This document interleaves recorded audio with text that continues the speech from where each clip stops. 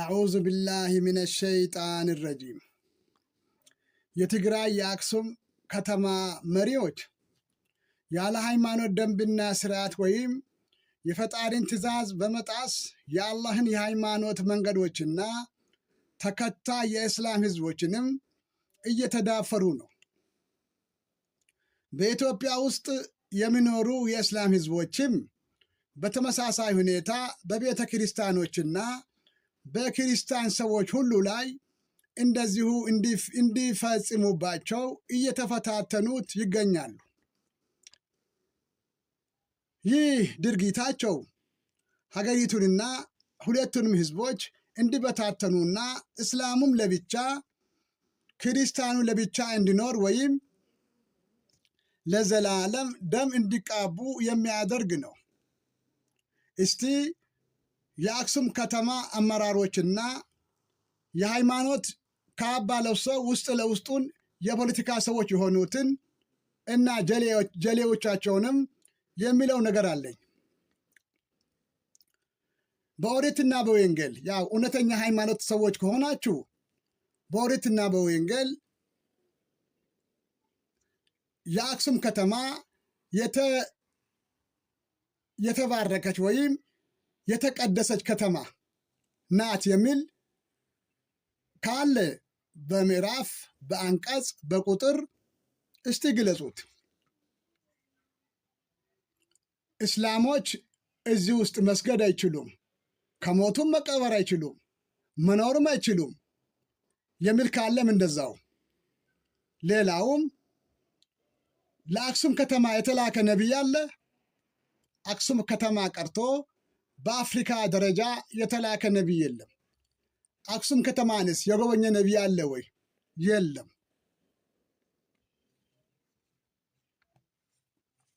ስለዚህ ይህ ያካሄዳቸው የመሃይሞችና የደንቆሮች ስራ ብቻ ነው። ሌላውም እስላሞች የተከበረ ሙፍቲ ነው፣ የታወቀ የሃይማኖት አባት ነው የሚባለው በአክሱም ከተማ እየተፈጸመ ባለ ሁኔታ ላይ በግልጽ ተከታይ ህዝቦችን በአደባባይ በመጥራት የሚቃወምና የአላህንም ቃል በተለያዩ ስራዎች የሚገለጹትን የሚናገር ሰው ነው። እስቲ አላህ ስለዚህ ጉዳይ ስለ እስላሞችና የአላህ መንገዶች ላይ አደጋዎች ሲደርሱ ምን ይላል? 4 ቁጥሮችን እስቲ ልብ በሉና ስሙ። ሱረቱል አልበቀራ ቁጥር 190 ላይ እነዚህ የሚጋደሏችሁን ካፍሮች በአላህ መንገዶች ላይ ተጋደሉ፣ ወሰንን መትለፉ፣ አላህ ወሰን ኃላፊዎችን አይወድም ይላል። ቀጣዩ ቁጥር ከአካባቢያችሁ ካባረሯችሁ፣ ከገደሏችሁ እስቲ ምን አድርጉ ነው የሚለው? ስሙት። ቁጥር 191 ላይ ባገኛችኋቸውም ስፍራ ሁሉ ግደሏቸው፣ ካወጧቸውም ስፍራ ሁሉ አውጧቸው፣ መከራም ከመግደል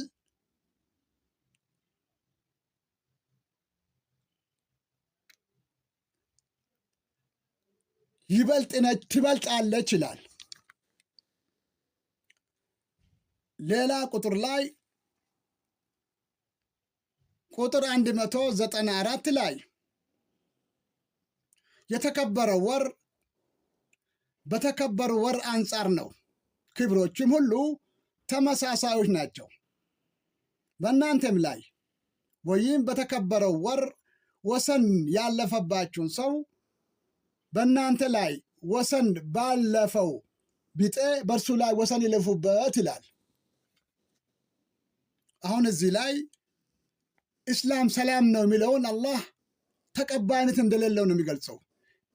ተው፣ የአላህ መስጊድ ፈርሶ ሙእሚኖች ተገሎ ተከታይ ህዝቦች ከሀገር ተባረው እንዳይሰግዱ እንዳይቀበሩ ተደርጎ በተከበረ ወር ተመልከቱ።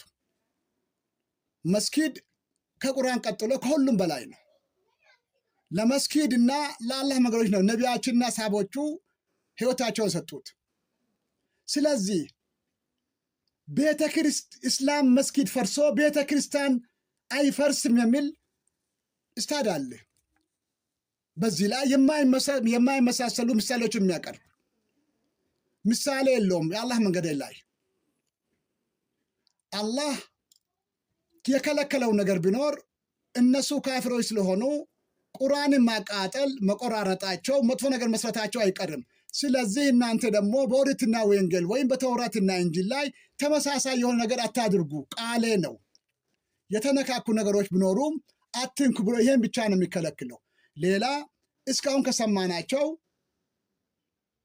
ተው የአላህ መስጊድ ቀርቶ ፈርሶ ተቃጥሎ ቀርቶ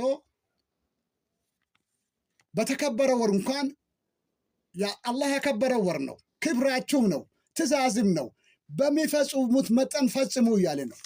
እስቲ የመጨረሻውን ሌላ ሱራ ነው። ሱረቱል አልኒሳ ቁጥር 75 ላይ በአላህ መንገድና ከወንዶች ከሴቶችና ከልጆች የሆኑትን ደካሞች እነዛን ጌታችን ሆይ ከዚች ባለቤቶቿ በዳይ ከሆኑት ከተማ አውጣን፣ ከአንተም ዘንድ ለእኛ አሳዳሪን አድርግልን፣ ከአንተም ዘንድም ለእኛ ረዳትን አድርግልን የሚሉትን ወይም ለማዳን የማትጋደሉት ለእናንተ ምን አላችሁ? ጥያቄ ነው እስላሞችን እየጠየቀ ምን ምክንያት አላችሁ ነው። በመጀመሪያ ለእነዚህ ሰዎች ማትጋደሉት። ሌላውስ ምክንያት ከሌላችሁ እስላምነታችሁ ምኑ ጋ ነው? በጣም ከባድ ጥያቄ ነው። ስለዚህ እስላምን ሁሉ ጊዜ ሁለት ክፍሎች ናቸው ወደኋላ የሚመልሷቸው። አንደኛ መንግስት ነው። መንግስት መስጊድን በጎጃም ላይ ከቦ እየጨፈሩ ሁሉም ዱላ ይዘው እየጨፈሩ በዙሪያው ማንም እንዳይጠጋ መስጊድን ሲያቃጥሉ የነበሩ ሰዎች አንድም ሰው አልያዘም። ከዛም ቀጥሎ ሌላ መስጊዶች ፈረሱ፣ እስላሞች ተገደሉ። የያዘውና ለህግ ያቀረበው የለም። እስላሙ ግን ሌላ እስላም ሀገር ውስጥ ያሉ ቤተክርስቲያኖች እንዳይጎዱ ከፍተኛ የሆነ በመከላከያ ሰራዊትና በፌዴራል ሰራዊት ጥበቃ ያደርጋል። ለነሱ ልብ እንዳያገኙ የሚያደርጋቸው አንዱ ይሄ ነው። ሁለተኛው ደግሞ የኛው የሃይማኖት መሪዎች ናቸው። አንደኛ የአዲስ አበባ የእስላሞች መጅሊስ ሁልጊዜ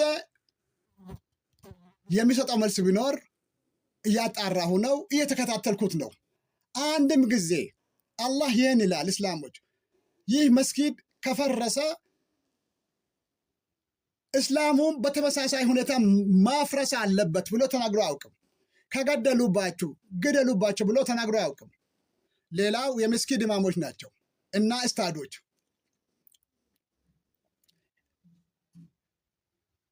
እስላሙን ወደ ኋላ የሚያስቀሩ ናቸው። በዚህ ምክንያት ከአማራ ክልል ተነስተው ወደ ትግራይ ገባ አሁን ሁኔታው። ስለዚህ ታዲያ እነዚህ የሃይማኖት አባትና እስታዶች መባላቸው ምኑ ጋ ነው? በአላህ ዘንድ ተጠያቂዎች ናቸው እስላሞች። ካፊሮች የራሳቸውን የኦሪትና የወንጌል ወይም ተውራትና እንጂልም የፈጣሪን ትእዛዞችና የፈጣሪን ትእዛዝ የማይቀበሉ ወይንም ወሰንን በመተላለፍ ፍላጎታቸውን የሚከተሉ ፈሪዎች ስለሆኑ ደካሞችንና አነስተኛ ወይም ብዛት የሌላቸውን ሰዎች የሚያጠቁና የሚጎዱ ናቸው። ለዚህ አንድ ምሳሌ ብቻ ይበቃል። በኢራንና በእስራኤል መካከል በሚደረገው ከባድ መሳሪያዎች ልውውጥ ራሳቸው እስራኤሎች ህዝቦች ናቸው የተናገሩት። ይህ ከጠቅላይ ሚኒስትሩ ቀጥሎ ያለው ከፍተኛ ስልጣን ያለው ሚኒስትር ነው። በኢራን በኩል ሚሳኤል ስተኮስ መጀመሪያ ወደ ጉድጓድ የሚሮጠው እሱ ነው አሉ። ሰላም ሲሆን ደግሞ ወደ ውጭ ይወጣና መግለጫ ያወጣል። የመጨረሻ ፈሪ ነው አሉ። ካፊሮች ነግራቸዋለሁ። ካፊሮች እስላሞች ስሙ፣ መግደልን ማሰቃየትን አነስተኛ ሰዎች ላይ ኃይል የሌላቸው ሰዎች ላይ ይፈጽማሉ። እነሱ ግን እንዲሞቱ እንዲጎዱ አይፈልጉም። ለምን? ፈሪዎች ስለሆኑ። በኢትዮጵያ የምትገኙ እስላሞች ሁሉ አሁን በአክሱም ከተማ ጨካኞችና በአረመኔዎች እየተፈጸመ ያሉትን መጥፎ ነገሮችን አልሰማችሁምን? ካፊሮች እስከ አኽራ ቀን ድረስ በእስላም ላይ እንደዚሁ በአላህ መንገድና በተከታይ ህዝቦች ላይ አደጋ ማድረሳቸውን አይተውም። አላሁም ይህን ነው የሚገልጽልን። እስከ አኽራ ቀን ድረስ በድንገት በአላህ መንገዶችም በእናንተም ላይ አደጋ መድረሳቸውን አይተውም፣ ወደ ሃይማኖታቸው እስከሚመልሷችሁ ድረስ ይላል። እናንተም አዱኛ ፈተና ነች። የተፈጠረችው ራሷ ለፈተና ብቻ ነው። በአላህ መንገድ ላይ አደጋ በደረሰ ጊዜ እናንተም ታገሏቸው ይላል። የእስላሙም ህዝብ በተለይም ወጣቱ ትግላችንን መቀጠል አለብን። እንደዚሁም የጁምዓ ሰላት በኋላ በአንድነት ሰልፍ በማድረግ መጀመሪያ ላይ በግልጽ መቃወም አለብን። ከድርጊታቸው የማይመለሱ ከሆነ ከአላህ ቃሉ ምን ማድረግ እንዳለብን ከቁርአን ሱራዎችን በመከተል እና አላህ የሚለውን በመስማት በተከታይ ሁኔታ ለሚፈጸሙ ነገሮች መዘጋጀት ይኖርብናል። እስላሞች አንዱ እየገደለ መስጊድ እያፋረሰ እያቃጠለ የአላህ መንገዱ እየተከለከሉ ዘላለም መኖር አይቻልም። የአላህ እርግማንና ቁጣ ይወርዳል። እስላሞች የአላህ ቃሉ በሆነው ቁርአን ሱራ ውስጥ የአላህ መንገዶችና ተከታይ ህዝቦች በአደጋ ላይ ሲወድቁ የእስላም ህዝቦች በሙሉ ወይም ሁሉም በአንድነት ጀነትን ለመግባት የሚፈልግ ሰው መታገል እንዳለብን ይገልጻል። እስላሞች በአላህ ቃሉ ውስጥ የአላህ መንገዶችና ተከታይ ህዝቦችም በአደጋ ላይ ሲሆኑ የሚታገሉትን ሰዎችና የማይታገሉትን ሰዎች ልዩነታቸውን እንዴት እንደሚገልጽልን ከአንድ 4 ቀን በኋላ ይተላለፋል። ተከታተሉት። አላህ ቃሉ ቃል ነው። ሱረቱል አልሶፍ ላይ ቁጥር 11 ላይ በአላህ መንገዶች ላይ በገንዘባችሁ በነፍሶቻችሁ እስካልታገላችሁ ድረስ ጀነት ለእናንተ ሐራም ነው ይላል። እንዳውም አሳማሚ ቅጣት እንደሚጠብቀን ይገልጻል።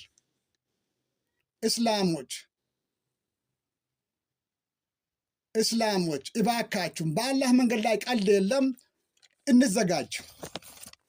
አባ ረመዳን ነኝ ከአሸሪፍ መልታን።